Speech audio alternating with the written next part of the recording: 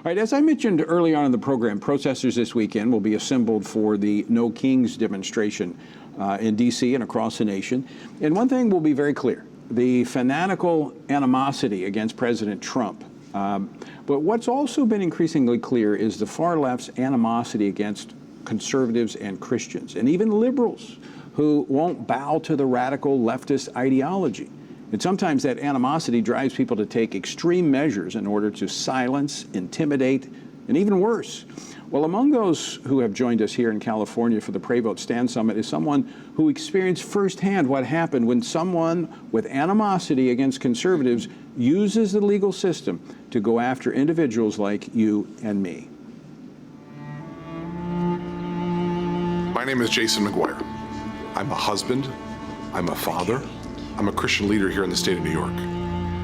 But I'm also, to the state of New York, inmate number 090198.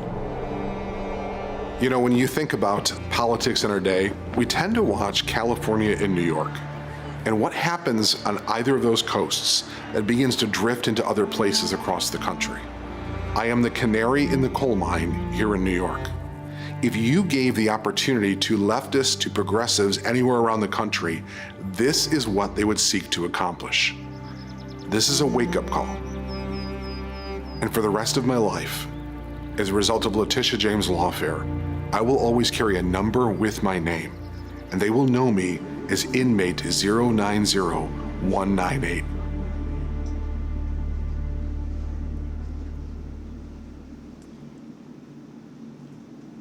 With me now to share his story, Jason McGuire, Executive Director of New York Families Forum, which is the family policy council in New York that accomplishes at the state level what FRC does at the national level. Jason, welcome back to Washington Watch. Thanks so much for joining us. Hey, Tony, it's good to be with you. The last time you and I were together was on the eve of my incarceration. Yeah. And for those who may not be familiar with that story, essentially Letitia James, she's not just coming after the president, she's not just coming after pro-life pregnancy centers, but she's actually coming after individuals like myself and organizations that I represent.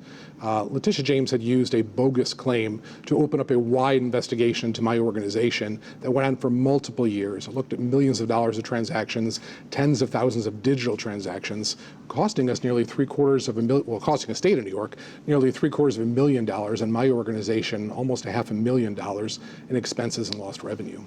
And you ended up being sentenced to jail. Yeah, so in late July, I went into court. We had agreed to plead to 2 misdemeanors eventually to try to make it stop. And we thought it was a good faith effort to fix a couple of filing errors and some paperwork. Well, when we walked into that courtroom, no sooner had I signed the paperwork than Letitia James' office put out a hit piece against me, essentially accusing me of a litany of things that were not true and never happened. I believe it was libel. As a result of that, though, the judge saw some of her writing, some of the things she said, some of what was in the papers, and then sentenced me to 53 days of intermittent incarceration over 3 different errors on a campaign filing report for less than $1,300. No missing money, just an error on a campaign finance report. So you pled to this just to make it go away. It was a clerical error. Yeah, we were facing 2 different trials, one for each of the misdemeanors, that would have cost us an additional $250,000. And so my board and I prayed about it and decided it was time to bring it to an end. And that's when they found out they couldn't beat us in court. They were going to destroy us through the politics of personal destruction. And so you were sentenced to jail time for that. I served jail time in Livingston County Jail. And so I would surrender every Friday in the evening. I would spend Friday night, Saturday, Sunday, and Monday in jail for 53 days of weekends. I want to ask you about that because my first assignment when I was in law enforcement, I worked in in Louisiana. We have parishes, not county. I worked there in the county jail. A difficult position even for me as a deputy, but I can only imagine as someone who was an inmate who was actually, I mean, what was that like for you? Well, I'll tell you, I was not ready for what it was like. When we walked into that jail, I was not prepared for that door to clink behind me. Yeah. I walked in to set down my bedding they provided and all of that, and I no sooner, my back was still to the door and I heard the start of the door to close. I didn't realize that meant I'd be in total isolation for that first 4 days I spent in jail. For 2 weekends I was in isolation. I didn't realize how long it would take to work through that system. Then when I got out into the more general population, I was only allowed out in the pod. You couldn't even attend a Bible study without going through a strip search. And so there were a lot of things I learned in that system that I was not accustomed to. So let me ask you, Jason, how has that changed you? I mean, we don't go through anything in life that doesn't change me. I can just say that I understand because I've been in that environment. It can be traumatic. Yeah. It's interesting you use the word trauma, because that's what people have said to me. They said, you know, this is a form of trauma that you've dealt with. And I recognize it as that. My wife has also felt that. You know, just flying out here to California to be with you for this, she was getting agitated at just the thought that I'd be gone again for another weekend after having gone through that experience. It's impacted me personally in the sense that I probably take things, I hold things a lot looser than I used to. Yeah. You know, and you view things differently.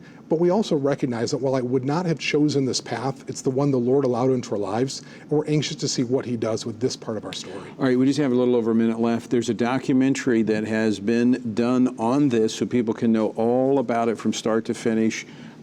How can they see that? Tell us more about it. Yeah, so we put out a documentary called Inmate 090198. That's the number the New York State has assigned to me. I'll carry for the rest of my life. You can find out more about that on our website at newyorkfamilies.org, newyorkfamilies.org. And we're actually scheduling private screenings, and then there'll be a public release coming in late October and early November. Folks can sign up to hear about that at our website at newyorkfamilies.org. And folks, you're going to be able to hear more of Jason's story if you're tuned in to the Pray Vote Stand Summit, because he's going to be speaking this weekend. Just a little over half a minute left. How can people be praying for you, Jason? Well, right now, I feel like we're very much in a rebuilding phase. I mean, we've gone through this process of we have suffered bankruptcy, we sold our home, the organization I direct has shrunk in size, and yet through that process, we see that God is beginning to move. We believe we're on the cusp of some amazing growth. So I'm praying that we will grow and have a great impact in the state of New York and really across the nation for the things that matter for America. Jason, give the website again that people know how to get in touch with you. newyorkfamilies.org.